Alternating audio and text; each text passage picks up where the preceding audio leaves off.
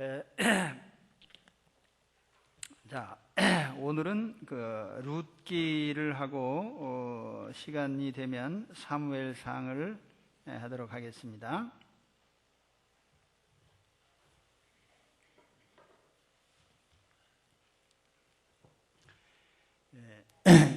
이 룻기는 사사시대 말기에 있었던 한 가문의 이야기, 이걸 어떤 에피소드로 이렇게 사파적인 스토리라 그렇게도 얘기할 수가 있습니다. 지난 시간에 사사시대 얘기했죠?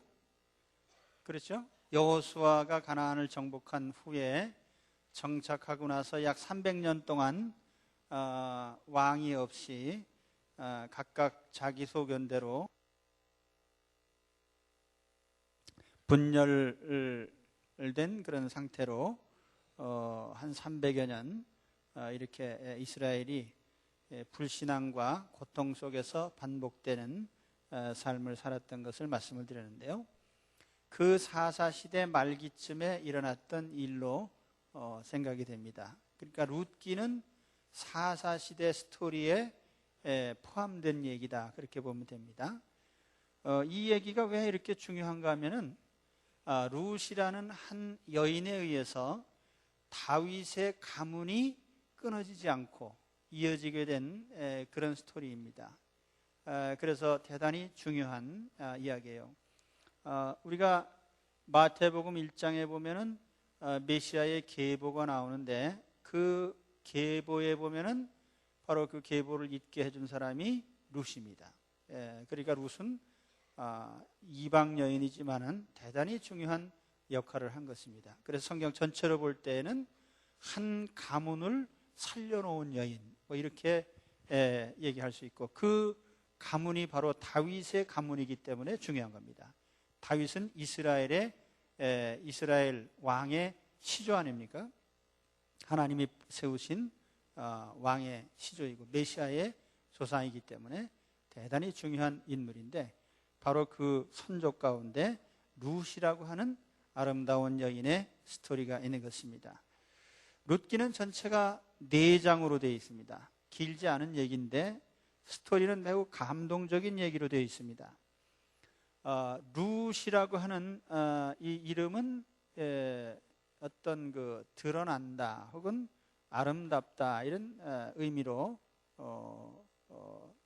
생각을 합니다. 룻이 외모도 아름답고 또 우리 또 이 내면적인 그의 마음도 아름답고 신앙도 아름다운 그런 여인입니다. 룻기의 출발은 그 1장 초반에 보면은 사사 시대에 흉년이 들었다. 그래서 흉년이 들어서 베들레헴에 살고 있던 한 사람이 있었는데 이름은 엘리멜렉이고 그의 아내의 이름은 나옴이고, 두 아들이 있었는데 말론과 기럨, 이 두 아들. 그래서 네 식구가 이제 부득이 베들레헴을 떠나서 모압 땅으로 이민을 갑니다. 옛날에는 흉년 들면은 이런 일들이 종종 있었어요. 그런데 참 그 의미심장한 것은 베들레헴은 누구의 고향입니까? 예? 베들레헴. 다윗의 고향이기도 하고 예수님의 고향이기도 하고요. 베들레헴의 뜻은 베트레헴, 빵의 집, 그런 뜻입니다. 빵의 집, 양식이 있는 집이라는 뜻입니다. 그런데 그곳에 흉년이 들었어요. 이것도 시사하는 바가 많죠. 오늘 우리가 이 하나님의 세상에 살면서도 흉년도 있고 때로는 굶주릴 때도 있습니다. 이런 시기를 우리가 잘 보내야 되는데, 아무튼 베들레헴에 흉년이 들었을 때 엘리멜렉은 자기 아내 나오미와 두 아들을 데리고 모압으로 이민을 갔습니다. 결과적으로 보면 이 이민은 실패죠. 왜냐하면 모압 땅에 들어가서 한 10여 년 사는 동안에 그곳에서 두 아들이 결혼을 했습니다. 그래서 부득이 어떤 결혼을 했겠어요? 이방인과 결혼을 했겠죠. 모압 여인과 결혼을 시켰습니다. 그래서 그 며느리가 둘인데 하나의 이름은 오르바고 하나의 이름은 루시더라. 아마 이 오르바가 더 손위의 동서인 것 같습니다. 그런데 불행하게도 이렇게 결혼을 시켰는데도 자녀를 낳지 못하고 두 아들이 죽었어요. 남편도 죽고. 그러나 남은 것은 두 여인밖에 남질 않았어요. 나오미하고 룻밖에 남질 않았습니다. 본래 나오미라는 이름은 기쁨이란 뜻입니다. 그런데 나오미가 야, 나를 더 이상 이제는 나오미라고 부르지 마라. 내 인생이 무슨 나오미냐. 나를 마라라고 불러라. 마라라는 것은 괴롭다 그런 뜻이거든요. 쓰다, 괴롭다 그런 뜻인데 내 이름은 나오미인데 인생은 결코 기쁘지 않은 인생이 됐으니까 이런 처지가 얼마나 참 생각해 보면은 참 그 비참한 처지겠습니까? 네 가족이 이민을 가는데 두 아들은 죽고 데려온 며느리들만 둘이 남았어요. 참 그렇죠? 그래서 이제 나오미가 결심을 합니다. 내가 이제는 고향으로 돌아가야 되겠다. 여기 와가지고 가족 잃고 남편 잃고 자식 잃고 남은 것도 없는데 내가 무슨 희망으로 살겠냐. 이제 고향으로 가자. 고향이 어디예요? 베들레헴이요. 그래서 두 며느리를 불러다 놓고 얘기를 합니다. 얘들아, 내가 이제 고향으로 가야 되겠다. 너희들은 남편을 일찍 이렇게 사별을 하고 너희들이 남아있는데 너희가 나이가 젊은데 어떻게 그냥 살겠느냐. 너희들도 다시 시집을 가기 바란다. 시어머니가 두 며느리를 붙잡고 참 이 슬픈 얘기를 하는 거예요. 그리고 그 당시에는 결혼을 하지 않으면은 이런 여성이 혼자 생존할 수 있는 길이 없습니다. 그래서 부득이 이 나오미가 며느리들한테 그런 부탁을 한 거예요. 진심에서 한 것이죠. 그랬더니 큰 며느리는 참 처음에는 참 어머니를 따라가겠다고 했지만은 어머니가 권하니까 그는 또 어머니의 권고대로 모압 남자와 결혼을 하고 이제 주저앉습니다. 그런데 룻은 전혀 생각이 바뀌질 않아요. 그래서 오늘 읽어드린 그 15절, 16절의 말씀이 바로 그 뜻입니다. 내게 어머니를 떠나며 어머니를 따르지 말고 돌아가라. 강권하지 마옵소서. 또 어머니께서 가시는 곳에 나도 가고 어머니께서 머무시는 곳에 나도 머물겠나이다. 어머니의 백성이 나의 백성이 되고 어머니의 하나님이 나의 하나님이 되시리니. 이 속에는 두 가지 참 룻의 아름다운 마음이 배어 있는데, 첫째는 그 어머니에 대한 효심이죠. 내가 어머니를 모셔야 되겠다 하는 그 생각이 있고, 또 하나는 신앙적인 겁니다. 어머니가 믿는 하나님이 나의 하나님이 됐습니다. 모압 사람들은 밀곰이라든지 금오수라든지 아주 악독한 우상을 섬기는 족속인데, 이 모압 사람들이 얼마나 심한 우상을 섬겼냐면 자기 자식을 불에 태워서 바치는 이런 아주 극악한 우상을 섬기던 이런 사람들인데, 이제 여호와 하나님을 알았기 때문에 하나님만 섬기겠다는 겁니다. 그래서 내가 어머니를 따라가는 것이 어머니에 대한 생각도 있지만은 나는 도저히 신앙적으로 이제는 모압에 살 수가 없습니다. 그래서 어머니가 가시는 곳까지 나도 가고 어머니께서 돌아가신 그곳에서 나도 죽겠습니다. 그리고 단호하게 결심을 하는 거예요. 그러니까 더 이상 이제는 말리지를 못하고 그러면 나와 같이 가자.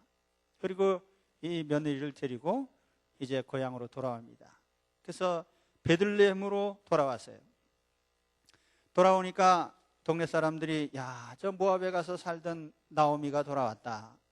그러면서 이제 맞이를 했는데 고향에 돌아왔지만은 여전히 노동을 해야 먹고 살 거 아니에요.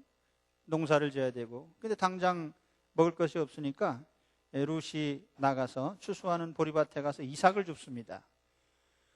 그래서 이제 이 룻의 봉사가 시작이 되는 거예요. 2장에 가서 보면은 2장 그 7절에 가서 보세요. 7절에서 보시면은 룻이 보리 추수하는 밭에 가서 밭 주인에게 부탁을 합니다. 그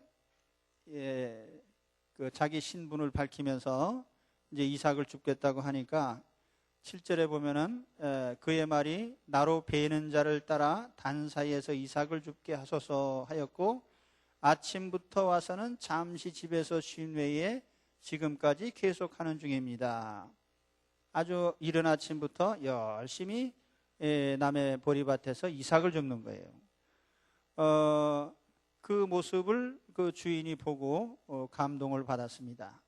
그래서 너는 누구냐? 그랬더니 이제 자기 신분을 밝히고 그래서 보아스라는 그 밭의 주인이 이 소녀를 이제 잘 돌아봅니다. 그래 너는 다른 밭으로 가지 말고 이 추수가 끝날 때까지 이 밭에서 계속 일을 하여라.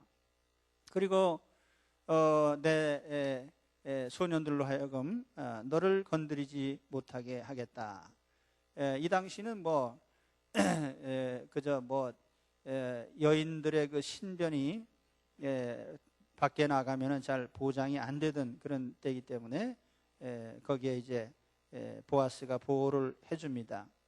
10절에 보면은 나는 이방 여인인데 어찌하여 이렇게 내게 은혜를 베풀어 주십니까? 그러면서 룻이 사례를 하지요. 그런데 11절에 보시면은 내 남편이 죽은 후로 내가 시어머니에게 행한 모든 것과 내 부모와 고국을 떠나 전에 알지 못하던 백성에게로 온 일이 내게 분명히 알려졌느니라. 그가 얼마나 그의 어머니를 잘 섬겼는지 또 그가 행한 그 노동을 하고 하는 이런 일들이 다 알려졌다는 겁니다. 그러면서 그를 선대하게 됩니다. 그래서 보아스가 이 룻에게 특별한 대접을 합니다. 15절에 가서 보시면은 소년들에게 명령하여 이르되 그에게 곡식단 사이에서 줍게 하고 책망하지 말며 또 16절에 가서 보면은 또 그를 위하여 곡식다발에서 조금씩 뽑아 버려서 그에게 줍게 하고 꾸짖지 말라 하니라. 특별한 은총을 베풀었죠. 그래서 이삭을 벨 때 싹싹 긁지 말고 좀 흘려라 일부러 주워가게 해라. 그렇게 해서 많은 것을 줍도록. 그래서 저녁까지 줍고 보리를 떨어서 보니까 한 에바쯤 되더라. 상당히 많은 양을 얻게 된 겁니다.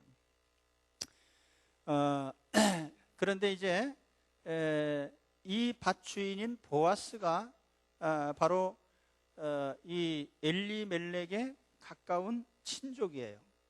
그래서 옛날에는 어떤 풍속이 있었냐면은 고엘이라고 하는 어떤 그 상속법이 있었어요. 그건 뭐냐면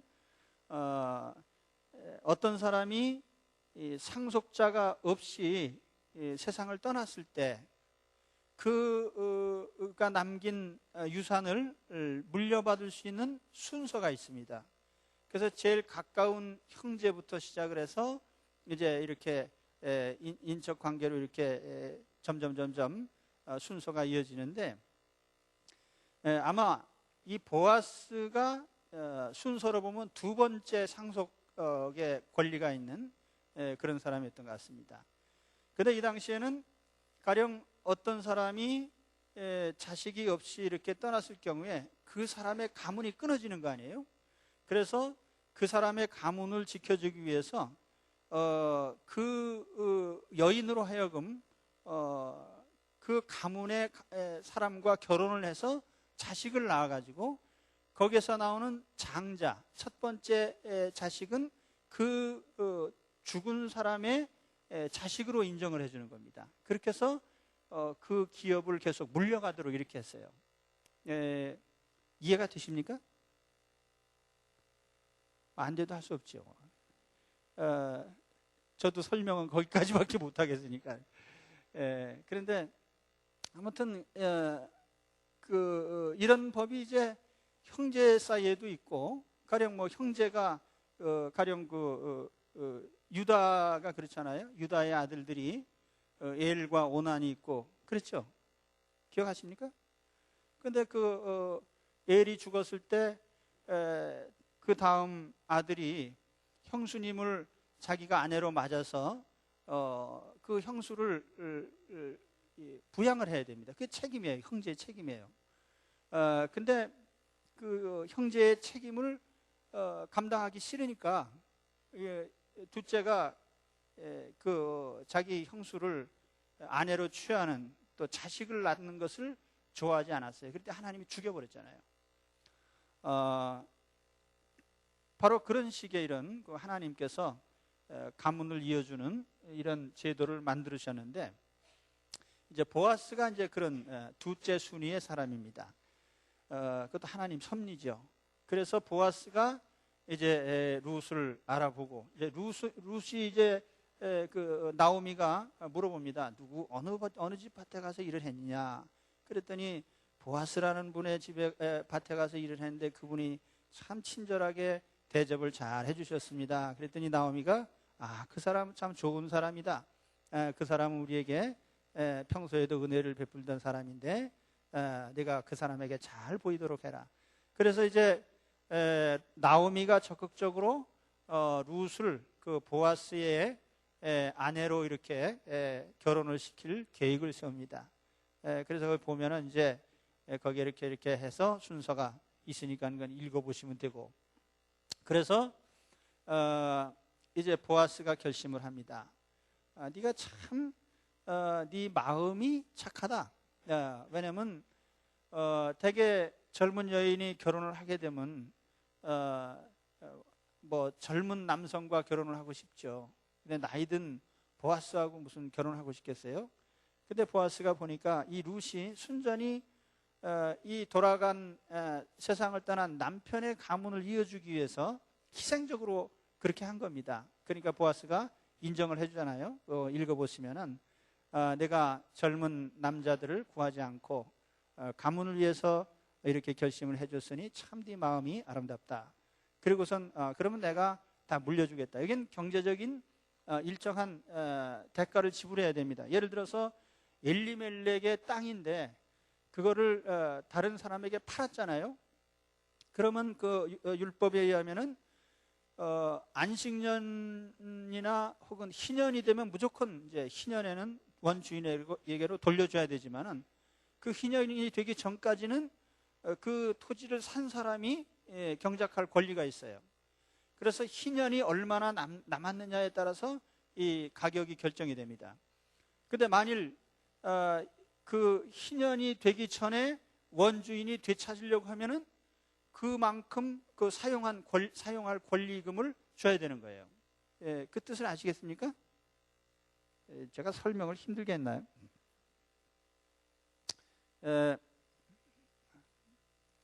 가령 어떤 사람이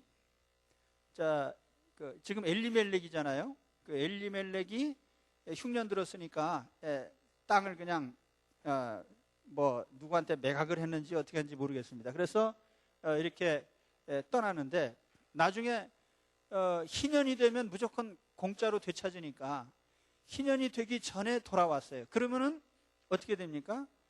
희년이 50년이니까 50년이 몇 년 남았느냐에 따라서 말하자면 매매를 했다면 되돌려준 그 돈이 결정이 되는 거예요. 값이. 희년이 7년 남았다 그러면은 7년만큼의 사용 권리금을 경작자에게 줘야 되고, 또 가령 20년 남았다 그러면 좀 더 줘야 되겠죠. 그런 식으로 이렇게 계산하는 겁니다. 그래서 엘리멜렉이 이제 그 모든 것을 물어주고 땅을 찾아야 되니까 땅을 찾고 또 자식을 낳으면은 첫 아들은 그 엘리멜렉의 장자로 이렇게 해가지고 가문을 이어줘야 되니까 결혼하는 보아스의 입장에서도 보면은 이것은 물질적으로 상당한 손해가 나는 거예요. 왜냐하면 그 대신 갚아줘야 되고 또 자식을 낳아서 그 가문을 이어줘야 되고 그러니까 그렇죠? 그러니까 이런 일을 쉽게 그렇게 하려고 하지 않습니다. 그래서 보아스가 이제 성문에 앉아서 사람들 앞에 재판을 합니다. 제1순위의 사람이 있는데 그 사람이 자기 권리를 포기하면 내가 그러면 기업을 물러주겠다. 그렇게 해서 보아스가 이제 절차를 밟아가지고 이제 이 룻을 아내로 맞이합니다. 그래서 그 룻에게서 보아스와의 사이에서 난 사람이 누구예요? 오벳. 오벳은 누굽니까? 다윗의 할아버지입니다. 예, 오벳이 누구를 낳았어요? 이세. 이세가 다윗을 낳았어요. 그러니까 그 다윗의 선조 할머니 가운데 아주 희생적인 훌륭한 할머니가 누구예요? 룻이라는 얘기입니다. 룻이요. 저는 이 스토리를 보면서 그런 생각을 했습니다. 한 여인이 헌신적으로 희생함으로 말미암아 한 가문이 없어질 뻔하다가 살아났어요. 그리고 가문이 일어났어요. 대단한 희생과 헌신 아닙니까? 한 여인에 의해서 가정이 세워질 수 있다. 그리고 어떤 면에서 보면은 이 원리가 오늘의 가정에도 다 적용이 되는 겁니다. 우리 어머니 학교 하면서 제가 우리 젊은 엄마들에게 강조한 것이 그거예요. 우리 엄마들에 의해서 그 가정이 든든하게 세워질 수도 있고 허물어질 수도 있고요.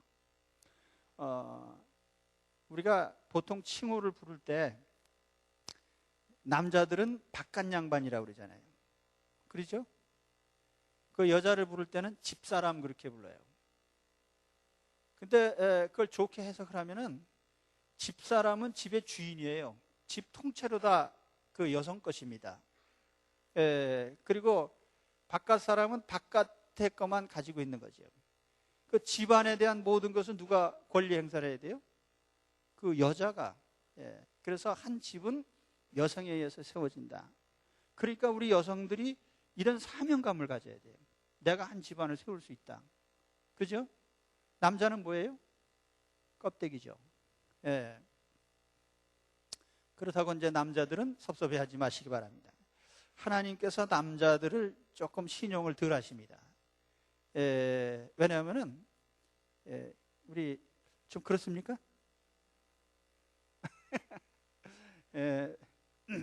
이동철 집사님 맞죠? 아니 심각하신 것 같아가지고요. 성경에 보면 그래요. 한 여성에 의해서 가문이 세워지기도 하고 허물어지는데 가정은 전적으로 여성에게 하나님이 많은 권리와 주권을 주신 겁니다. 자녀들도 마찬가지예요. 그 엄마에 의해서 가장 훌륭한 정서를 가진 좋은 자녀로 성장할 수도 있고 엄마에 의해서 이런 메마른 심정의 아이가 될 수도 있습니다. 오늘 우리는 이 룻기를 보면서요, 하나님이 전하시는 메시지가 뭐냐? 봐라, 룻이라는 한 여성이 다윗이라는 가문을 일으키지 않았냐? 그래서 이 룻기 마지막에 보세요. 룻기 마지막에 4장 18절에 보면은 그렇게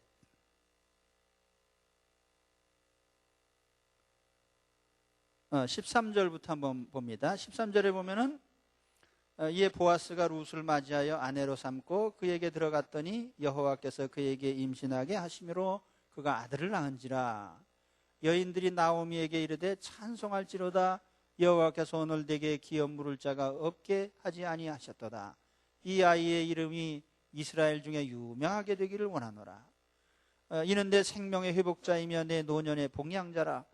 곧 너를 사랑하며 7 아들보다 귀한 내 며느리가 낳은 자로다. 나오미가 아기를 받아 품에 품고 그의 양육자가 되니 그의 이웃 여인들이 그에게 이름을 지어주되 나오미에게 아들이 태어났다 하여 그의 이름을 오벳이라 하였는데 그는 다윗의 아버지인 이새의 아버지였더라. 그리고 그 다음에 계보를 보면은 베레스의 계보는 이러하니라. 베레스는 헤스론을 낳고 헤스론은 람을 낳고 람은 아미나답을 낳고 아미나답은 나손을 낳고 나손은 살몬을 낳고 살몬은 보아스를 낳고 보아스는 오벳을 낳고 오벳은 이새를 낳고 이새는 다윗을 낳았더라. 그래서 결국 다윗을 얘기하기 위해서 지금 이 룻기를 기록한 겁니다.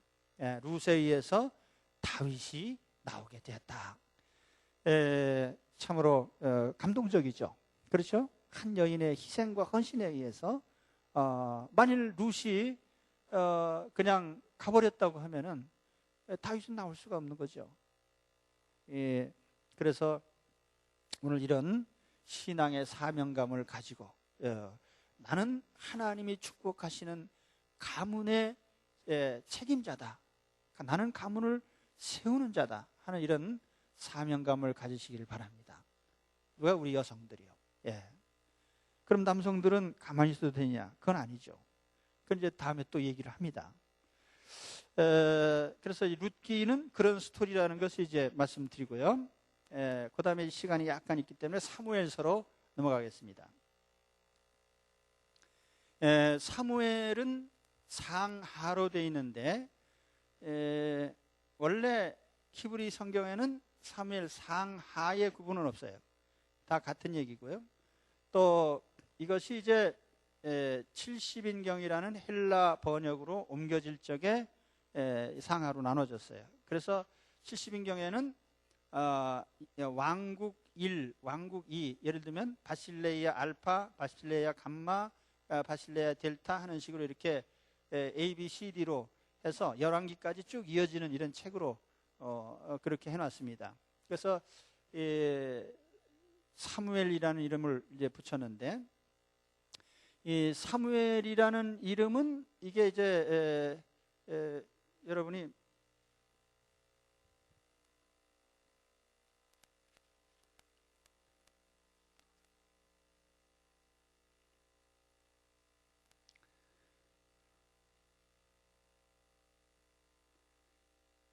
그래서 70인경에는 그 왕국 A, B, C, D 알파벳타로 이렇게 쭉 나가는데 라틴어 성경에는 그 리베르 사무헬리스에서 사무엘이라는 이름을 사용을 하게 된 겁니다. 그래서 우리 성경에도 사무엘 상하 이렇게 되어 있는데 원래 그 70인경 기록에는 이제 왕국 A, 알파 이런 식으로 되어 있습니다. 사무엘에 의해서 기록됐다고 생각이 되기 때문에 이렇게 이름을 붙였어요. 그래서 기록한 연대는 대략 BC 1000년 전후 1000년 혹은 1100년 이 어간에 기록했을 것으로 생각을 합니다. 사무엘 상과 사무엘 하의 스토리는 사무엘 상에는 중요한 인물이 3사람이 나옵니다. 하나는 엘리이고 또 하나는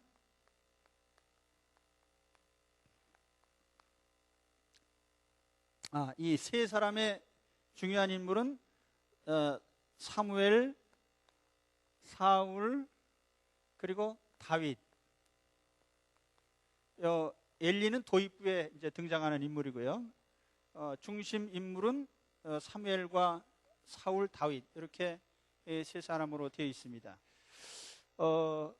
이게 사무엘 상의 내용이고요. 사무엘 하에는 이제 이 다른 사람 다 없어지고 다윗 얘기만 나와요. 그래서 사무엘 하는 다윗 스토리다 그렇게 보면 됩니다. 다윗의 이야기. 그래서 성경에서 다윗의 이야기를 보려면 어디를 봐야죠? 사무엘 하를 보면 다 나옵니다.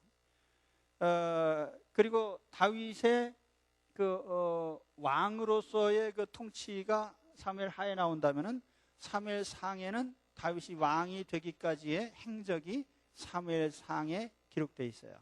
그러니까 사무엘상에는 사무엘과 사울과 다윗에 얽힌 이야기들이 기록되어 있다. 엘리나 사무엘까지는 일종의 사사로 볼 수가 있습니다. 사사 시대에는 왕이 없었죠, 특징이. 그래서 엘리도 제사장이면서 사사의 성격을 띤 그런 인물입니다. 사무엘도 역시 왕이 세워지기 전까지 사사 시대에서 이어지던 어떤 그런 사사와 같은 역할을 한 사람이에요. 사무엘 자신도 레위 지파에 속한 사람이에요. 사는 지역은 에브라임 영내에 거주를 했지만은 출신은 레위인 출신입니다. 왜 이렇게 됐냐면은 레위 사람들은 기업을 주지 않고 여러 지파에 흩어져 살게 하셨어요. 그래서 각 지파가 레위 사람이 거주할 그런 성읍을 어느 부분을 띄어서 주도록 되어 있습니다. 그래서 레위는 12지파에 골고루 이렇게 흩어져 살았어요. 그래서 사무엘도 에브라임 지파의 경내에 거주하던 레위 지파 사람이, 레위 지파이면서 제사장이고 선지자이고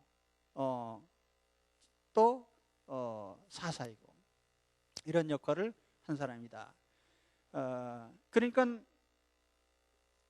사무엘은 어떤 면에서는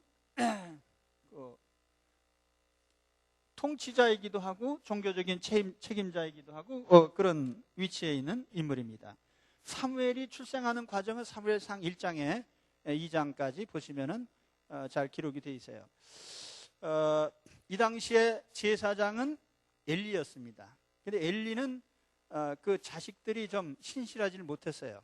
재물을 함부로 이렇게 다루고 또 하나님을 욕되게 하는 이런 행동을 했기 때문에 하나님께서 엘리의 자식들은 전쟁에 나가서 죽게 만듭니다. 그리고 엘리도 또한 그 소식을 들으면서 죽어가고 또 엘리의 그 며느리도 출산을 하다가 또 죽죠. 그래서 가문이 몰락해 버립니다. 엘리 집안이요. 우리가 하나님 앞에 잘해야 됩니다. 그래서 엘리가 이제 몰락하고 이제 하나님께서 사무엘을 이스라엘의 지도자로 이렇게 세우셨어요. 그래서 사무엘은 그 출생에 대해서는 여러분들이 그 한나의 기도를 통해서 한나가 이제 하나님 앞에 간절히 기도해서 얻은 아들이 사무엘입니다. 그리고 어려서부터 이 선지자 엘리 제사장에게 가서 이렇게 양육을 받은 그런 인물이에요. 사무엘 그랬는데 이 말은 히브리 말로 샤마, 듣는다는 뜻이에요. 그래서 엘은 하나님이고 하나님이 들으셨다. 한나가 자기 기도를 들어주시고 얻은 아들이거든요. 그래서 사무엘 이렇게 이름을 붙인 겁니다. 사무엘은 아주 역사상 중요한 역할을 했는데 그것이 뭐냐면은 사사 시대로부터 왕이 통치하는 시대로 넘어가는데 다리를 놔준 사람이에요. 이 사무엘에 의해서. 그러니까 이 사무엘 자신은 마지막 사사이면서 이제 자기 손으로 왕을 세운 최초의 그런 사람이죠. 그러니까 사무엘은 사사로부터 왕국 시대를 열어준 사람, 그렇게 생각하면 되겠죠. 그래서 사무엘이 제일 처음 세웠던 왕이 누구냐면은 사울입니다. 사울. 그러니까 스토리가 이어집니까? 예. 그래서 백성들이 사무엘에게 요청을 합니다. 우리도 왕을 세웁시다. 선지자시여, 우리도 왕을 세웁시다. 왜 그렇게 됐겠어요? 백성들이 왜 왕을 요구했죠? 가만히 보니까 우리 한국에서 이제 예를 든다면 한국에서 보니까 일본에도 왕이 있고 중국에도 왕이 있고 대만에도 왕이 있고 태국에도 왕이 있고 다 왕인데 우리만 없다 이거예요. 그러니까 백성들이 우리도 왕 세웁시다. 근데 행정적으로 당시에 보면은 블레셋이라는 강력한 세력이 등장을 하는데 이 블레셋에는 왕이 있거든요. 그래서 이 사람들은 그 어떤 눈에 보이는 아주 지도자가 큰 권력을 가지고 백성들을 지휘를 한다 이거예요. 그래서 많은 군대를 동원하고 이렇게 하는 걸 보니까 우리도 저런 왕이 있어야 되겠다. 그래서 백성들이 그걸 요구한 겁니다. 그래서 우리도 왕을 주옵소서. 사무엘상 8장을 보시면은 백성들이 그렇게 요구를 했을 때 사무엘이 탄식을 하면서 하나님 앞에 기도를 합니다. 하나님, 이 백성들이 왕이 뭔지도 모르고 왕을 구합니다. 하나님, 이거 어떻게 해야 되겠습니까? 그때 하나님께서 사무엘아, 저 백성들이 너를 버린 게 아니라 나를 버린 거다. 하나님을 절대적으로 신뢰했으면 인간적인 왕을 구하지는 않았겠죠. 그 백성들이 요구하는 왕을 요구한 목적이 뭐냐면은 그 왕이 우리를 보호해주고 지켜주고 이기게 해준다는 그런 생각을 가진 겁니다. 이스라엘은 하나님이 보호하시고 지키시고 축복하시는 그런 백성인데 주변 나라들처럼 우리도 저런 왕을 세워서 인간 지도자를 따릅시다 이겁니다. 그래서 하나님이 그 백성들이 요구하는 대로 그러면 니들이 요구하는 왕을 세워주마. 그리고 허락을 하셨죠. 그래서 주신 왕이 누구예요? 사울입니다. 사울. 그러니까 사울은 어떻게 뽑았어요? 하나님께서 뽑으라고 해서 이제 사무엘에게 야, 내가 지시하는 사람에게 기름을 부어라. 그래서 하나님께서 뽑으신 사람인데 하나님께서 뽑으셨지만 기준은 뭐예요? 백성이 요구하는 수준의 왕을 하나님이 제시해 주신 겁니다. 그러니까 사울은 어떤 사람이냐면요, 미남이에요. 잘생기고 키도 크고 아주 전투도 잘하고, 그러니까 백성들이 요구하는 스타일의 지도자입니다. 그러나 하나님 보시기에는 마음에 안 든 사람이죠. 왜요? 중심에 신앙이 없어요. 그래서 때때로 이렇게 하십니다. 하나님, 우리가 하나님의 뜻은 아니지만 내가 너무나 강한 욕망을 가지고 하나님께 구하면 때때로 들어주십니다. 그런데 그때 조심할 것은 그것이 좋은 것이기 때문에 들어주신 게 아니고 내가 요구하기 때문에 들어주신 거예요. 근데 결과적으로 보면은 좋지는 않죠. 그래서 사울을 왕으로 세우긴 했지만은 이 사람의 통치는 실패로 끝납니다. 그래서 하나님이 다시 마음에 드는 사람을 다시 세웠는데 그 사람이 누구예요? 다윗입니다.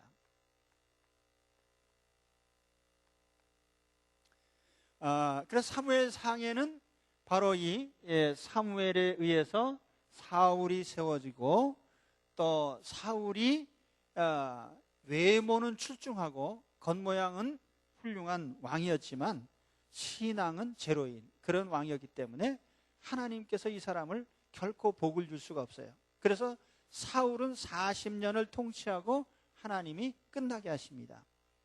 그래서 하나님께서는 사울이 왕위에 있을 때에 왕위를 물려주지도 않았는데 왕위에 있을 때 미리 다윗이라는 인물을 찾아가지고 왕위로 사무엘이 기름을 붓습니다. 그러니까 사무엘은 두 명의 왕을 세운 거죠. 사울을 세우고 다윗을 세우고. 그런데 이렇게 해놓으니까 정치적인 트러블이 생긴 겁니다. 왜냐하면은 사울이 볼 때는 내가 왕인데 어떤 딴 사람을 또 기름을 부어가지고 왕이 됐냐 이거죠. 근데 아마 이것이 공개가 비밀이 드러나는지 뭔지 모르지만은 사울은 다윗이 기름 부음 받은 후부터 계속해서 다윗을 죽이려고 합니다. 정적으로 생각을 한 거예요. 왜 그렇게 생각했냐면은 골리앗을 죽이고 돌아오는데 백성들이 막 환영을 하는데 여자들이 막 찬송을 하는데 가만히 들어보니까 가사가 이런 거예요. 사울 임금께서 1000명을 죽이시고 다윗은 10,000명을 죽였도다 그러면서 막 하는 게, 그러니까 사울이 가만히 들어보니까 왜 나는 왕인데 나는 천이고 저 다윗은 만이냐 이거예요. 그래서 옛날에도 그걸 잘해야 돼요. 왕이여 만세수하옵소서 이렇게 해야 되는데 그 만세수를 아무한테나 붙이면 안 되는 거예요. 보통 사람은 백세수하옵소서 아니면 천세수하옵소서 이렇게 해야지 만자를 붙이면은 그거는 아주 죽임을 받아 마땅한 그 벌입니다. 이게 죄입니다. 근데 사울한테 천이라고 그러고 다윗한테 만이라고 그러니까 사울이 가만히 있겠어요? 그래서 사울이 다윗을 죽이려고 하는데 사무엘상 후반부는 전부 그 얘기입니다. 17장 이후에 스토리를 엮어보면은 사울은 계속 죽이려고 하고 다윗은 계속 도망다니고 끝까지 도망다니다 끝난 거예요. 그러다가 사울이 전사하는 것으로 끝나죠. 사무엘서의 스토리가 사울과 그 아들 요나단이 한 길보아 전투에서 동시에 사망하는 것으로 스토리가 끝납니다. 그런데 여기에 다윗이 유명한 하나의 삶의 철학이 나옵니다. 그게 뭐냐면은 사울을 다윗도 죽일 기회가 있었어요. 하여튼 사울이 집요하게 어떤 때는 이렇게 찬송을 부르고 있는데 창을 집어던지거나 또는 자객을 숙소에 보내거나 아니면 활을 쏘거나 또 몇천 명을 동원해 수색을 하거나 하면서 아주 다윗을 끝까지 죽이려고 하는데 다윗에게도 사울을 죽일 기회가 아주 그냥 죽이기만 하면 되는 경우가 2번 있었어요. 그런데 다윗이 그때마다 한 다윗의 유명한 말이 있습니다. 여호와께서 기름 부은 사람을 나는 손대지 않겠다. 이게 이 사람의 어떻게 보면은 인간 철학인데 다윗은 뒤에 가서 이제 정치 얘기를 하게 됩니다만은 위대한 정치가입니다. 이 정치 철학이 있는 사람이에요. 이 다윗의 통치 그 철학 가운데 하나가 정적을 제거하지 않습니다. 그래서 여러분 보시면은 사울 수하에 있던 장군이 자기한테로 오면은 다 그대로 받아줘요. 근데 그 정적을 또 다윗이 살려놓으라고 그러는 사람을 쫓아다니면서 죽이는 신하가 또 하나 있어요. 그게 누구예요? 요압이죠. 그래서 다윗은 어쨌든 자기 손으로는 자기 정적을 제거하지 않는, 이게 정치의 아주 고단수 정치인입니다, 다윗이. 그래서 사울이 자기를 제거하려고 할 때도 자기 손으로는 사울을 제거하지 않았다. 이거는 2가지 이유가 있습니다. 하나는 종교적인 신앙적인 관점에서 하나님이 기름을 부었다면 하나님이 제거해 주시면 끝나는 것이지 내가 인간적으로 손을 쓰지 않겠다는 것이고, 또 하나는 정치적인 차원에서도 다윗은 상당히 지혜로운 사람이기 때문에 그렇게 해야 민심을 자기가 끌어올 수 있는 겁니다. 그러니까 나중에도 보면은 사울이 죽었을 때 장례식을 거창하게 잘해줍니다. 그리고 다윗이 아주 슬프게 울었어요. 그러니까 백성들이 진짜 우리 다윗 임금님은 훌륭하신 분이다. 그리고 그 사울의 수하에 있던 사람들이 다윗한테로 다 오게 되는 거예요. 이게 이제 왕의 통치 철학인데, 우리가 이 성경을 읽다 보면은요 고대의 정치적인 이런 그런 기법들이 나옵니다. 우리 다윗에게서 배울 게 많아요. 정치하는 사람들이요. 오늘 우리 개인적인 대인관계나 인간관계도 마찬가지죠. 다윗은 굉장히 그런 훌륭한 면들을 보여주고 있습니다. 어쨌든 이제 사무엘상의 스토리는 그래서 엘리에 의해서 사무엘이 세워지고, 사무엘은 이제 최초의 사사 시대에서 왕을 세우게 되고, 그 왕의 첫 번째 왕이 사울이고 2번째 세운 왕은 다윗이었다. 사울은 사람들의 마음에 드는 왕이었지만 하나님의 마음엔 들지 않아서 40년 통치하고 끝났지만은요, 다윗은 하나님의 마음에 드는 사람이었기 때문에 하나님이 다윗의 왕위를 계속 이어가게 하시고, 필경에는 다윗의 후손 가운데 메시아, 진짜 왕이, 영적인 왕이신 예수님이 나오게 하셨습니다. 그래서 우리 사무엘상에는 이런 이야기가 담겨져 있다 하는 것을 말씀드려요. 다음 시간에 조금 더 보충하겠습니다. 뭐가 엮어집니까 좀? 사무엘상 스토리가요? 다음 시간에 다윗 스토리를 또 말씀을 드리겠습니다. 자, 기도하겠습니다.